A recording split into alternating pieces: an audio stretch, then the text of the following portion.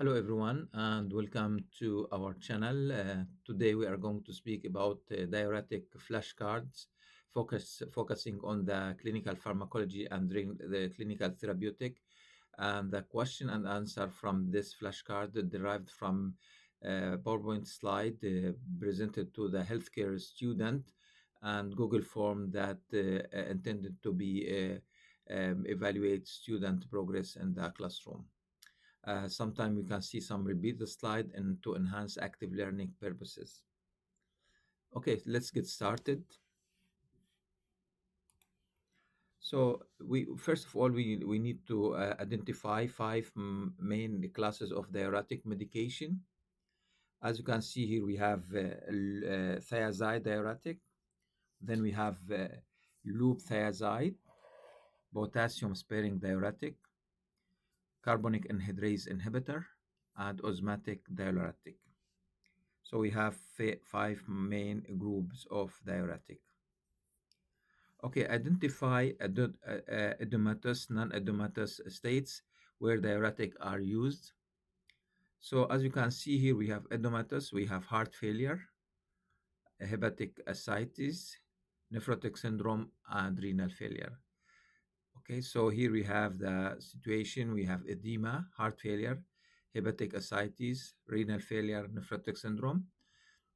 We use diuretic here.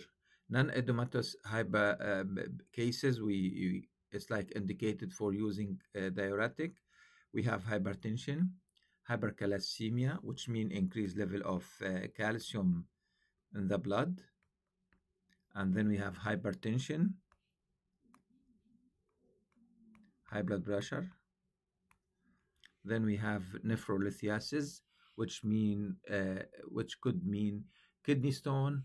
Then we have diabetes insipidus, and diabetes insipidus mainly related to the ADH hormone, which means antidiuretic hormone.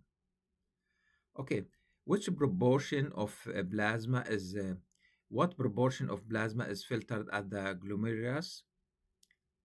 Okay, so we have 16 to 20% of plasma is filtered into the Bowman capsule.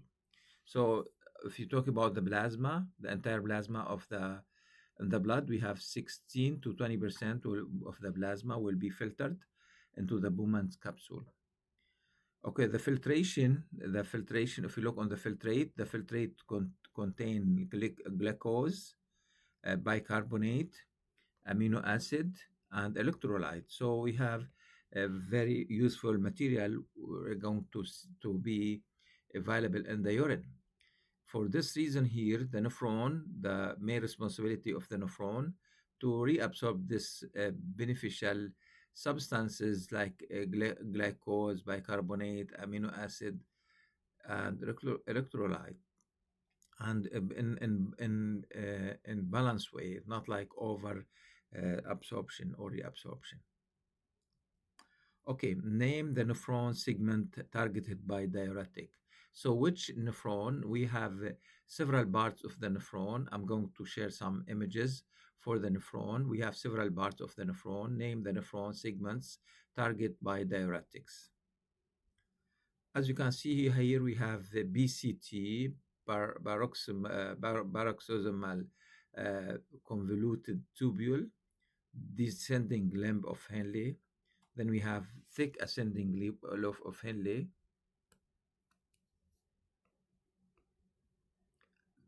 thick ascending loop of Henle, TAL. Then we have distal convoluted tubule. Then we have collecting ducts. Okay, to maybe for clarification, I'm going to share an image with you or picture that clarify this five part of the nephron.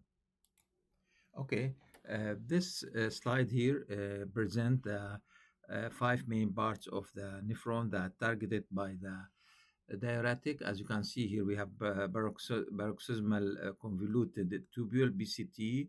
We have this ascending loop of Henle. Then we have descending loop of Henle, distal convoluted tubule, and collecting duct. This will be these sites considered like our target for the diuretic. Again, as you can see here, we have five main parts: BCT, descending limb, TAL, the distal convoluted tubule and collecting duct. Okay, match the site of action. Match diuretic class with the site of action. As you can see here, CAI stand for carbonic anhydrase inhibitor, mainly targeted or affect the paroxysmal convoluted tubule. Then we have osmotic diuretic, mainly affect the BCT and descending loop of Henle. We have loop diuretic, mainly affect the TAL, thick ascending loop of Henle. Then we have thiazide, mainly affect distal convoluted tubule, and the last one will be sparing potassium sparing diuretic, mainly affect the collecting duct or collecting tube. Also for the clarification, I'm going to share a picture for clarification.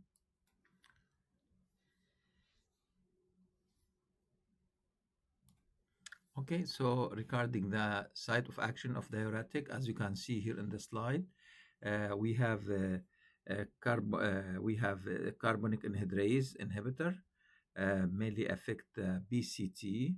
Carbonic anhydrase inhibitor mainly affect the BCT. Then we have osmotic diuretic, mainly affect part 1 and 2, that mean BCT and descending loop of Henle. Then we have loop diuretic, mainly affect the thick ascending loop of Henle, and thiazide affect the distal convoluted tubule. And then we have potassium sparing diuretic affect the diuretic duct, or like the tube diuretic, collecting tube. Okay, moving to the next flashcard here, asking how diuretic lower blood pressure.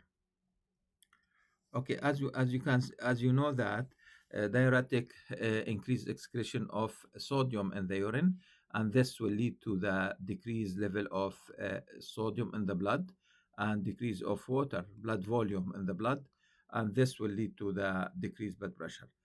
For the reason here, we need to remember that we have equation which mean blood pressure equal to the cardiac output multiplied by peripheral fiscal resistance.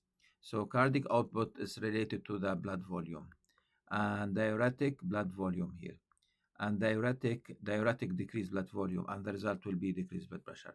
So as you can see here, the beginning of the effect of diuretic decrease sodium, decrease water absorption. This will lead to the decreased blood volume, and the end result will be decreased blood pressure. Okay, primary site of action of an anhydrase carbonate inhibitors. So here we talk about carbonate anhydrase inhibitors, the site of action here. Okay, proximal convoluted tubule, BCT. This is the site of action of carbonic anhydrase inhibitor. Okay, mechanism of action. One of the medication belong to the carbonic anhydrase inhibitor. Medication name acetazolamide and the brand name Diamox. How this medication work? Okay, this medication inhibits the enzyme carbonic anhydrase, and this will lead to the decreased sodium hydrogen exchange. Okay, and this that will lead to the increase bicarbonate or carbonic acid in the urine. So the urine will become alkaline. So in this case, this will lead to the mild diuresis and urinary alkalization. So the question here, which of the following diuretic may cause urinary alkalization? We need to remember carbonic anhydrase inhibitor, and the main medication there will be acetazolamide, or the brand name Diamox. Okay. Moving to the therapeutic uses of acetazolamide, we use acetazolamide for glaucoma, for patients suffer from altitude sickness prophylaxis before they maybe climb the mountain. We can use the acetazolamide Diamox to prevent sickness. If the patients are from metabolic alkalosis, we use acetazolamide. Urinary, if we need to alkaline the urine, we use acetazolamide. Okay, contraindication or adverse drug reaction for acetazolamide or carbonic anhydrase inhibitor. If someone suffers from metabolic acidosis, it's not allowed to use it. If we have renal stone formation, it's not allowed to use it, uh, especially if we're talking about calcium stone. If the patients are from cirrhosis or hepatic encephalopathy, it's not allowed to use carbonic anhydrase. And the reason here we explain that cirrhosis and hepatic encephalopathy associated with the metabolic acidosis, and our medication alkaline the urine but enhance metabolic acidosis. For this reason, we don't recommend to use acetazolamide or Diamox or carbonic anhydrase inhibitor. Okay, site of action of the second group of medication now, osmotic diuretic. Site of action, we have two main site, BCT and descending loop of Henle. This is a site of action. Site of action of of osmotic, site of action of osmotic diuretic. One of the medication belong to the osmotic mannitol. Mannitol given intravenous IV. It's not absorbed orally, so if you prescribe it orally, will not be absorbed. Clinical use of mannitol. We prescribe mannitol for someone, for example, suffer from head trauma or like increase intracranial pressure, because mannitol decrease intracranial pressure. For someone suffer from high intracranial pressure, reduce intraocular pressure, maintain blood flow in acute renal failure. A major adverse effect of mannitol include um, extracellular fluid will be expand, and this will lead to cause hyponatremia and dehydration. If you need more information about why mannitol may cause hyponatremia and dehydration, I recommend you to review the lecture of diuretic on our YouTube channel. We have it. We have explanation and details about the side effect, mechanism of action, clinical use of mannitol. Moving to the next group of medications, group number 3. We covered maybe the third group now. The first group was carbonic anhydrase inhibitor, acetazolamide. The second group was osmotic, and we have mannitol. And the third group we have here loop diuretic. What do loop diuretic inhibit? Loop diuretic inhibit co-transporter called sodium potassium 2 chloride. Again, I will repeat that. So loop diuretic inhibit co-transporter called sodium potassium 2 chloride in thick ascending limb of Henle. So we need to remember which part of the loop of Henle, thick ascending loop of Henle. Inhibit co-transporter sodium potassium 2 chloride. Effect of diuretic, loop diuretic on the calcium and magnesium. We need to remember loop diuretic considered like strong diuretic and will enhance excretion of calcium and magnesium in the urine. Therefore, we expect this one will be increased in the urine, increased excretion of calcium and magnesium in the urine. So the effect on the blood will be decreased calcium and decreased magnesium. The situation will be hypocalcemia and hypomagnesemia. Okay, so what happened here? We have increased excretion of calcium and magnesium in the urine here. Okay, therapeutic uses of loop diuretic. We use loop diuretic for like emergency case, acute pulmonary edema. For patients suffer from hypocalcemia. Patients suffer from hypercalcemia, which means increased level of potassium in the blood. Hypokalemia. Hypercalcemia, increased level of calcium in the blood. Okay, for patients from edema, for in patients with heart failure or renal disease, suffer from edema, this will be maybe an option for the patient here. Okay, we have pulmonary edema, hypercalcemia, hyperkalemia, edema in patients with heart failure and renal disease. Loop diuretic safe in sulfa allergy? This is a question mark. Do you think loop diuretic safe in patients with sulfa allergy? Okay, so do you think that? They said the only one will be prescribed from loop diuretic will be ethacrinic acid. Ethacrinic acid non-sulfonamide could be prescribed safely, but the other is not recommended to use in patients with maybe allergy. Okay, ethacrinic acid. Major adverse effect of loop diuretic, ototoxicity, especially when you use it for aminoglycoside, because aminoglycoside carry the same risk of ototoxicity. Loop diuretic cause acute hypovolemia, decreased blood volume. Loop diuretic may cause hyperuricemia. Hyper, this is the only one with hyper, and the other will be hypo, which mean hyperuricemia mean increase uric acid in the blood, hyperuricemia. So the only hyper we have here, hyperuricemia, uric acid in the blood. Loop diuretic and thiazide increase uric acid in the blood and cause hyperuricemia. However, the loop diuretic cause hyponatremia, hypocalcemia, hypomagnesemia, which mean decrease level of these electrolyte in the blood. Site of action. So before we move to the thiazide, I would like to share a screen about list of medication considered like loop diuretic. Okay, as you can see from this image here, we have loop diuretic, and the loop diuretic mainly affect the descending loop of Henle. And we have list of medication. We have furosemide and brand name Lasix. We have bumetanide, Bumex, ethacrinic acid, and we have torsemide. And we have so we have four main medication belong to the loop diuretic. Okay, moving to the next flashcard. Here we talk about thiazide diuretic. We ask about the site of action of thiazide.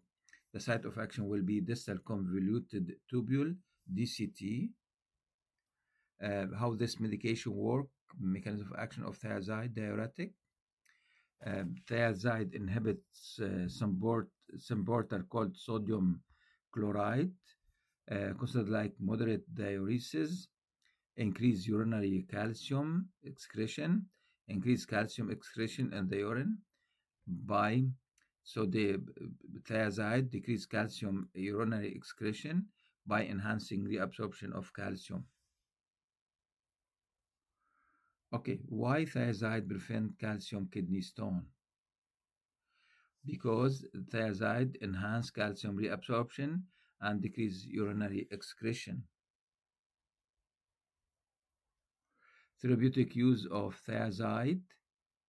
We use thiazide for hypertension, heart failure, hypercalciuria, hypernephrolithiasis, nephrogenetic, diabetes insipidus. Again, for more detail about thiazide, I recommend you to review the YouTube lecture about diuretic.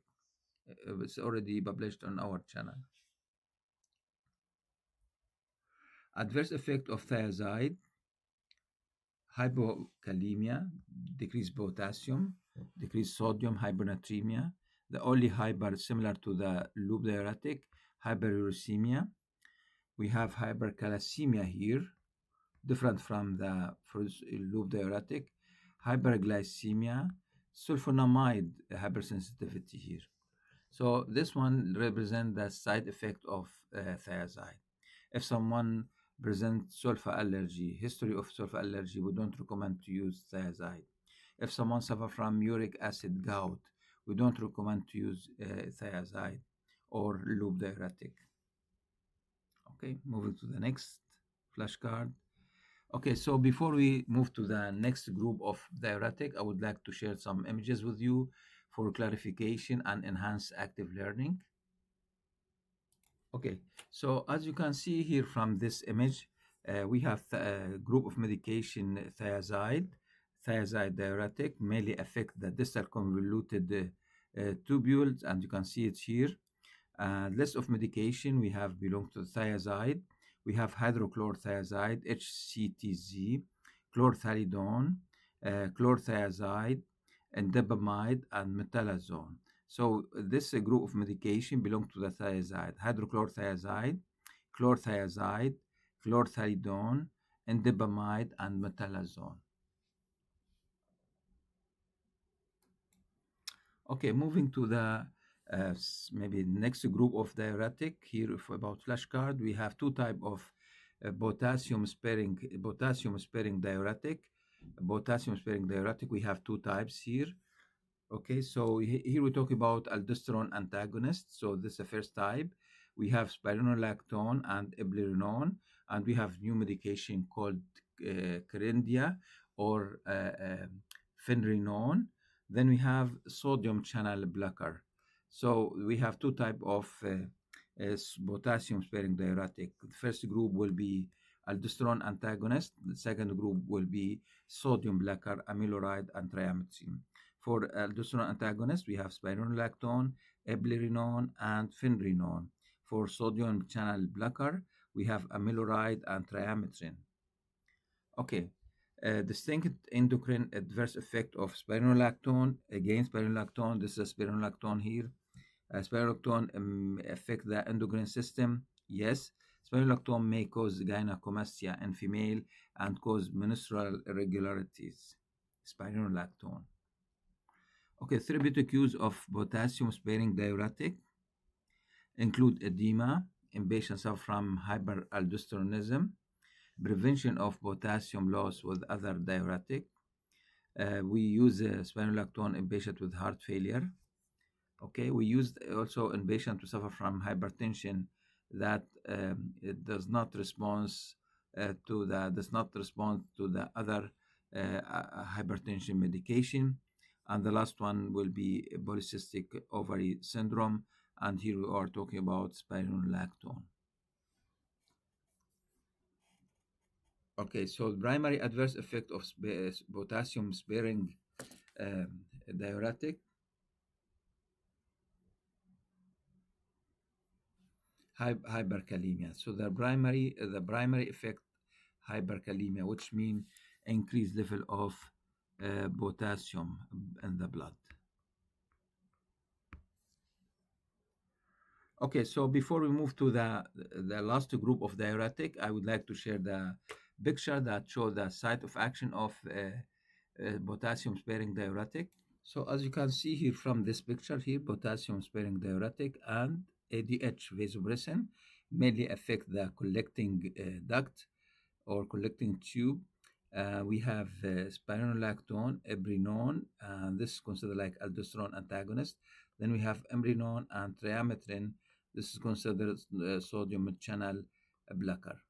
So we have two group of medication belong to the potassium sparing diuretic, and this show the name of medication, the list, and the group site of action. Okay, last maybe medication belong to the diuretic. We have vasopressin.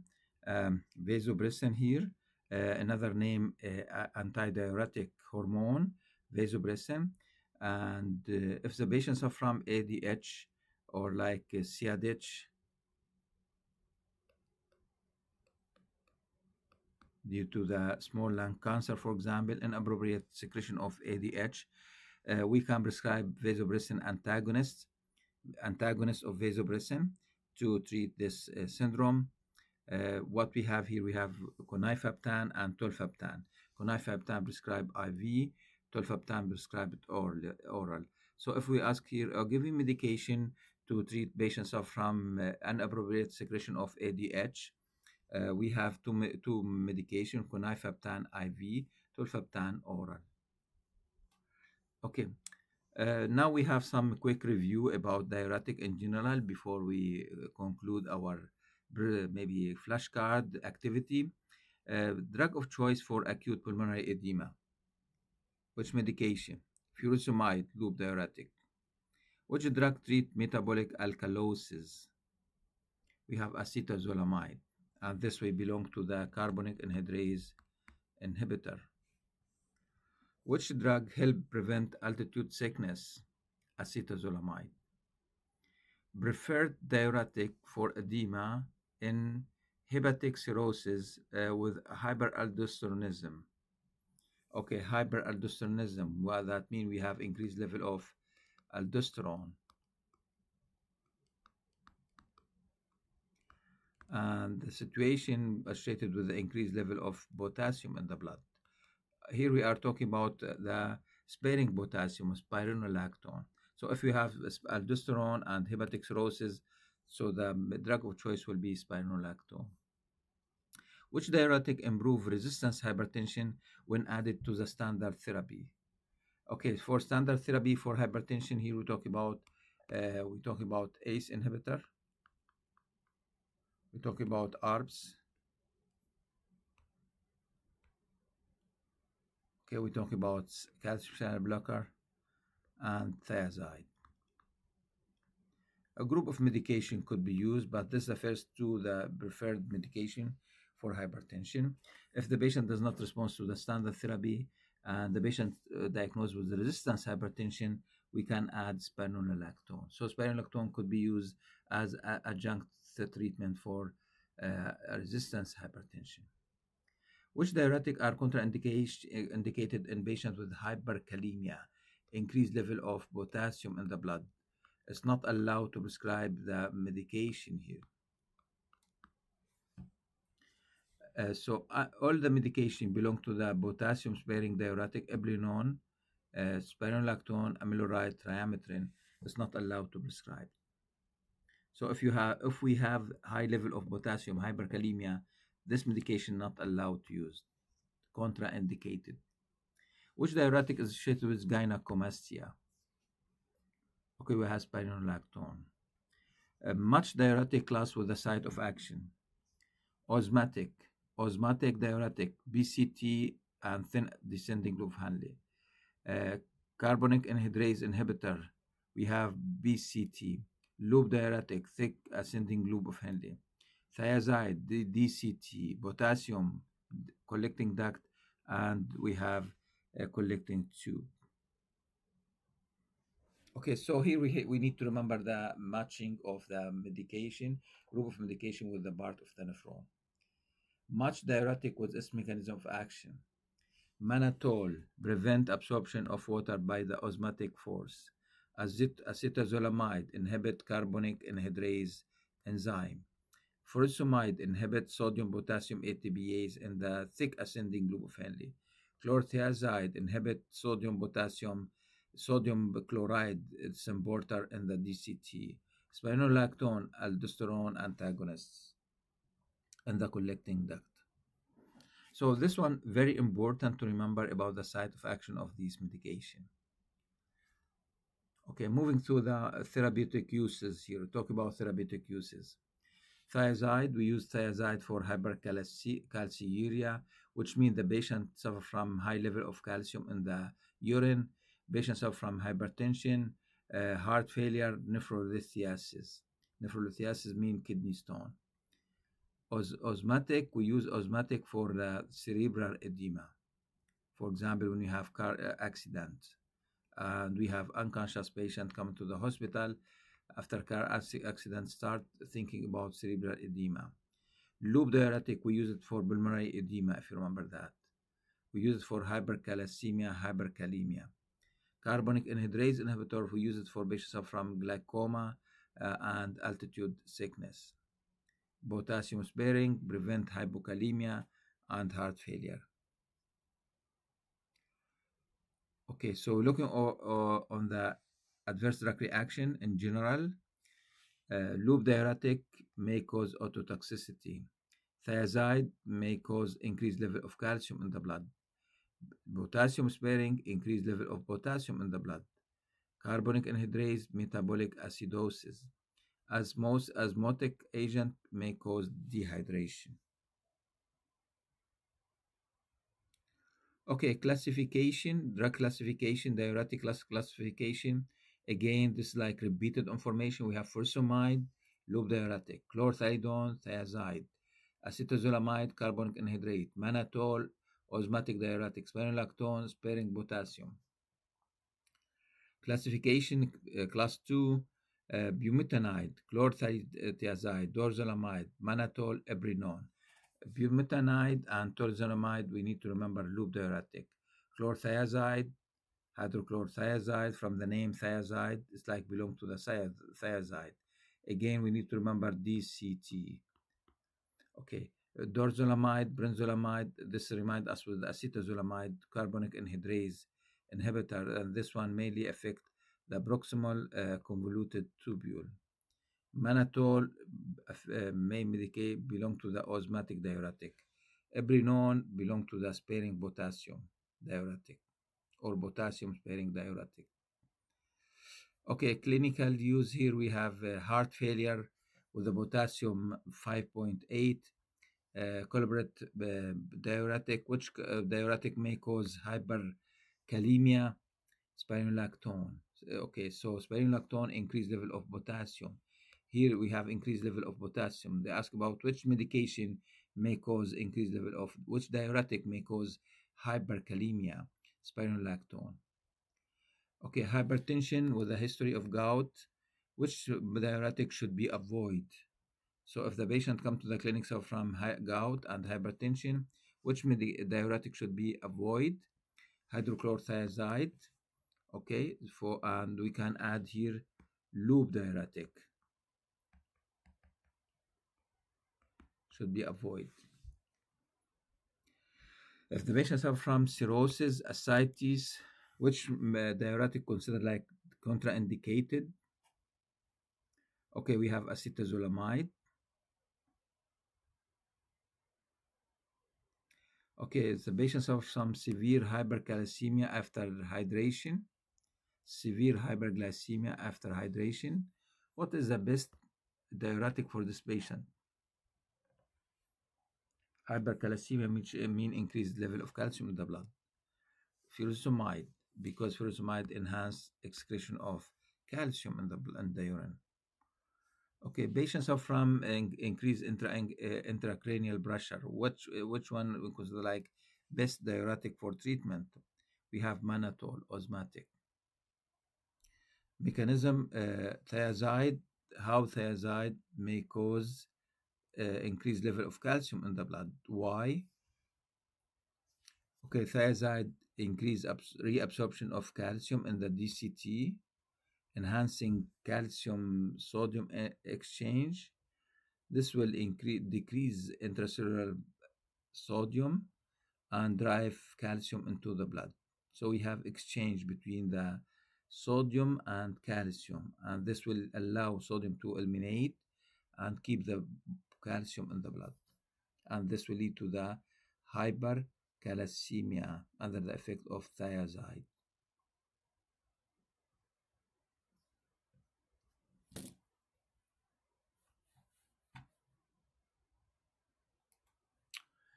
Okay, this will conclude our review about diuretic, clinical pharmacology and therapeutic of diuretic, focusing on the flashcard and in order to enhance active learning and improve long-term memory and retention. For this information, we discussed the five main group of diuretic.